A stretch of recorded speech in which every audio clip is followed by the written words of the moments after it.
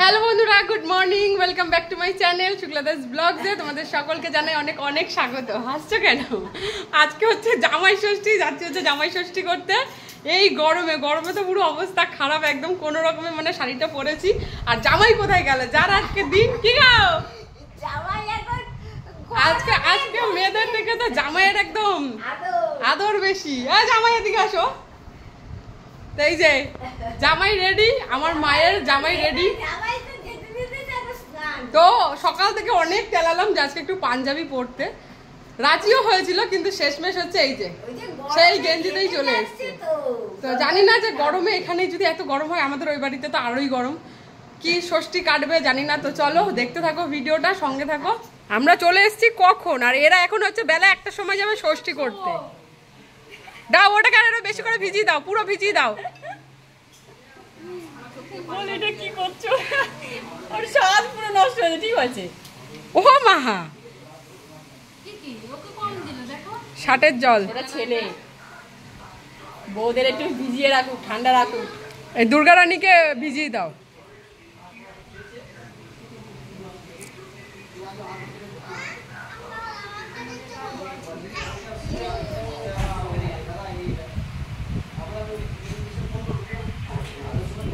ভাই, বিয়ের পর প্রথম জামাই ষষ্ঠী, এক্সপিরিয়েন্সটা বল। গরমে কথা বেরোচ্ছে বল। আমি ভিতর থেকে বুঝতে পারছি। ও তাই, গরমে এরকম ফুলাতা পাঞ্জাবি পরিয়েছে বেচারাকে। হ্যাঁ, ঠেকামি দেখ না, পাঞ্জাবি এক্ষুনি ভিজলো বলে। মানে আজকে ভিজে গেল, পাঞ্জাবি খুলবি না।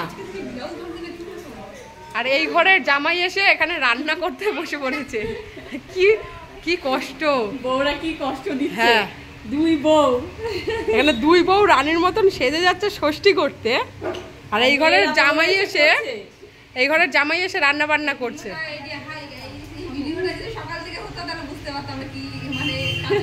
করলা না কেন? তোমরাও বলতে একজন ধরতে আর একজন কোনটা।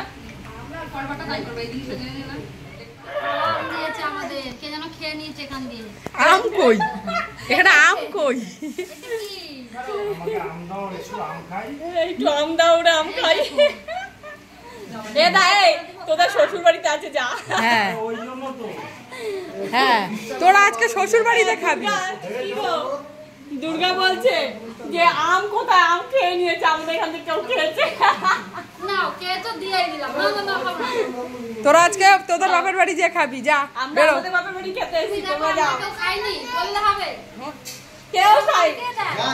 আমার ভাই আজকে পণ নিয়েছে যে সারাদিন আজকে এই পাঞ্জাবি পরে থাকবে।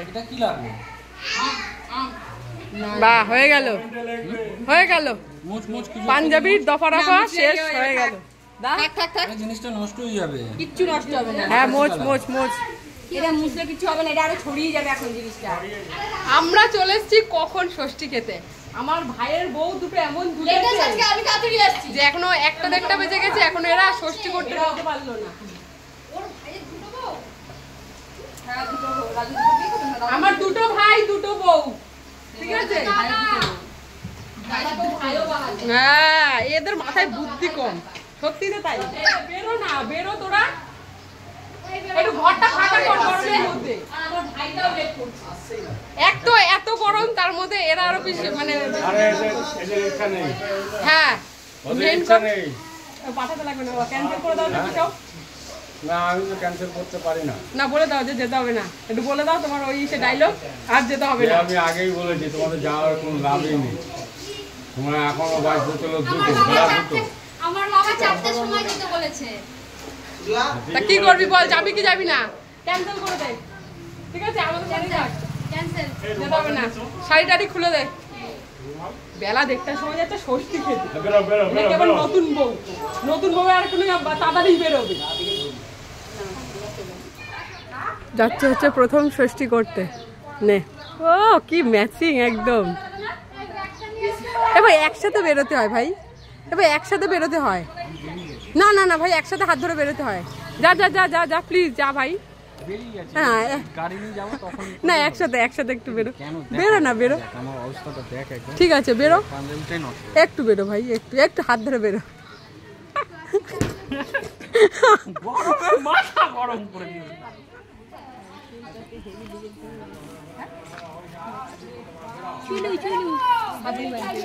এর নকশাবি দেখো রাজা বেরো না রে রাজা বেরো তো হ্যাঁ হ্যাঁ বেরো এই গরম লাগছে না এটা দেখে যা গরম লাগছে ভিডিও করছে আসলাম এ কুটনি গুলো সব আমার সময় ও কথা শুনতে চায় একটা ব্যাগ এখানে ঝুলাবো দাঁড়াও আরে গোটা ঝুলা মাছ মাম্মি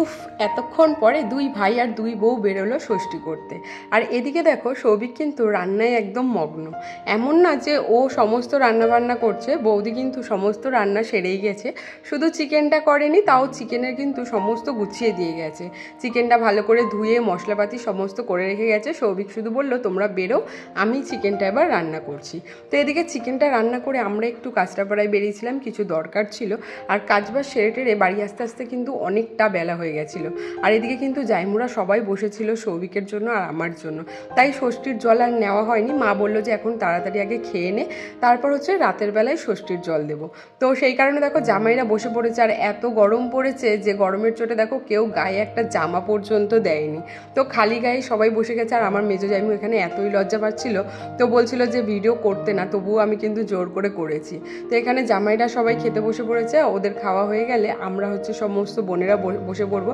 আর এখানে কিন্তু আমার ছোট বোনকে সবাই ভীষণ মিস করছি মানে এখানে 3 বোন রয়েছি শুধু আমার ছোট বোন বাদ দিয়ে তো এখানে ওরই কথা হচ্ছিল আর আজকের মেনুতে কিন্তু একদম পুরো সিম্পল মেনু রাখা হয়েছে এমনিতেই এত গরম যার জন্য অত কিছু করা হয়নি তবুও বলে দিই আজকের মেনুটা কী কী ছিল 5 রকম ভাজা একটা ঘ্যাটের তরকারি চিকেনের ঝোল আমড়া দিয়ে টকের ডাল আর দই মিষ্টি এইগুলোই ছিল তো খাওয়া দাওয়ার পরে আমরা 3 বোন আবার একটু বেরিয়েছি মার্কেটে কেননা সকালবেলায় কেউই মায়ের জন্য কিছুই নিয়ে আসেনি তো মায়ের জন্য যাচ্ছি একটু কিছু কেনার জন্য দেখা যাক কি নিয়ে আসি আমরা এখন যাচ্ছি হচ্ছে মায়ের জন্য কিছু কিনতে আমরা 3 বোন মিলে কাঁচরাপাড়ায় গেছিলাম মার্কেটিং করতে সেখান থেকে আস্তে আস্তে আমাদের একটু দেরি হয়ে গেছিল রাত 8টার মতো বাজে বাজারে এসে দাঁড়িয়ে পড়েছি একটু ফুচকা খাওয়ার জন্য দিদিরা দেখাচ্ছিল মায়ের জন্য কি কি কেনাকাটি করা হয়েছে তো সেগুলো সব কিছু তোমাদেরকে পরে দেখাবো এখন দেখো বাড়িতে চলে এসেছি আর বাড়িতে এসে আমি ভীষণ টায়ার্ড হয়ে পড়েছি এমনিতেই এত গরম তার মধ্যে আজকে সারাটা দিন আমার দুই দিদি আমাকে শাড়ি পরিয়ে রেখেছে তাই ঝটপট করে একটু ফ্রেশ হয়ে নিলাম আর এদিকে মা দেখো ষষ্ঠীর জন্য সব কিছু গুছিয়ে রেখেছে আমরা সবাই অবেলা করে যেহেতু খাওয়া দাওয়া করেছি তাই মাকে বললাম এখন অত কিছু দিতে হবে না সব কিছু অল্প অল্প করে দাও তাই প্লেটে অল্প করে চিড়ে মুড়ি ফল মিষ্টি ছোটো বাটিতে অল্প দুধ সাজিয়ে নিয়েছে তারপর জামাইরা বসে পড়েছে জামাই ষষ্ঠী নেওয়ার জন্য আমাদের বাড়িতে এই জামাই ষষ্ঠীর কিন্তু অনেক নিয়মই আছে তবে সেগুলো কিছুই তোমাদেরকে দেখাতে পারিনি আসলে আমি যখন এসেছি তার আগে মায়ের সমস্ত নিয়ম করা হয়ে গেছে সকালে ঘুম থেকে উঠে উপোস করে স্নান সেরে ভেজা গায়ে মা বাইরে একটা পেয়ারা গাছের ডাল পুঁতে মা ষষ্ঠীর পুজো করে তারপর একটা ঘটিতে জল তুলে রাখে সেই জলটাই সবার মাথায় দেওয়া হয় জামাইদের প্রথমে ধান দুব্বো দিয়ে বরণ করে নেয় তারপরে একটা পাখার মধ্যে ফল দুব্বো করমচা আর চালের একটা আলাদা পুটলি করা থাকে সেইটা দিয়ে ষষ্ঠীর জল দিয়ে সেই জলটাই কিন্তু সব জামাইদের মাথায় দেওয়া হয় তারপরে ওই পাখা দিয়েই জামাইদের একটু হাওয়া করে দেয় আর এই যে সুতোটা দেখছো বাঁধা হচ্ছে সেটাও কিন্তু নিয়মের মধ্যেই পড়ে সাদা সুতো হলুদ জলে ডুবিয়ে তার মধ্যে দুব্বো আর একটা সাদা ফুল বেঁধে সবার হাতে বাঁধা হয় তারপরেই এলো গিফট দেওয়ার পালা আমার মা সামর্থ্য অনুযায়ী সব জামাইদের একটা করে টি শার্ট আর মেয়েদের একটা করে শাড়ি দিয়েছে তো গিফট পেয়ে কিন্তু জামাইরা ভীষণ খুশি তারপরে দেখো যে চিড়ে মুড়ির প্লেটটা সাজানো হয়েছিল সেটা জামাইদের সামনে দেওয়া হয় তবে কারোর কিন্তু খাওয়ার কোনো ইচ্ছা নেই যেহেতু সবাই অবেলা করে খেয়েছে কিন্তু নিয়মটুকুর জন্য সবাই একটু করে মুখে দিয়েছে তারপরে আমরা বোনরাও বসে পড়লাম ষষ্ঠী নেওয়ার জন্য এখানে আমার মা কিন্তু আমার ছোট বোনকে খুব মিস করছিল তাই বলছিল যে আজকে যদি ছোট মেয়েটাও থাকতো তাহলে কতই না ভালো হতো তো কি আর করা যাবে তারপর দেখো এক এক করে সব বোনরা ষষ্ঠী নিয়ে নিলাম মা এখন একটু পাখা দিয়ে হাওয়া করছে আর বলছে যে আমার মেয়েরা যেন সব সময় ভালো থাকে যেটা সব মায়েরাই চেয়ে থাকে তারপর হাতে সুতো বেঁধে দিল আর এখানে কিন্তু আমার মনটা একটু খারাপ হয়ে গেছে আমি ভেবে এসেছিলাম যে আজকে থাকবো দিদিদের সাথে অনেক আনন্দ করব তো সেটা আর হলো না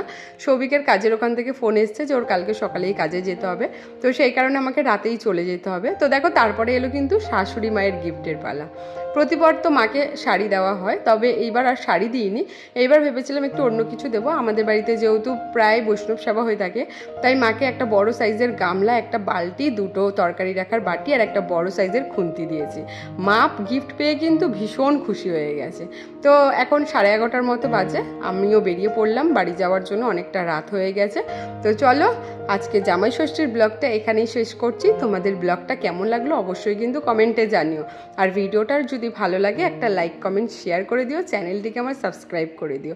দেখা হচ্ছে নতুন একটা ব্লগে। আজকের মতো tata, bye bye, good night.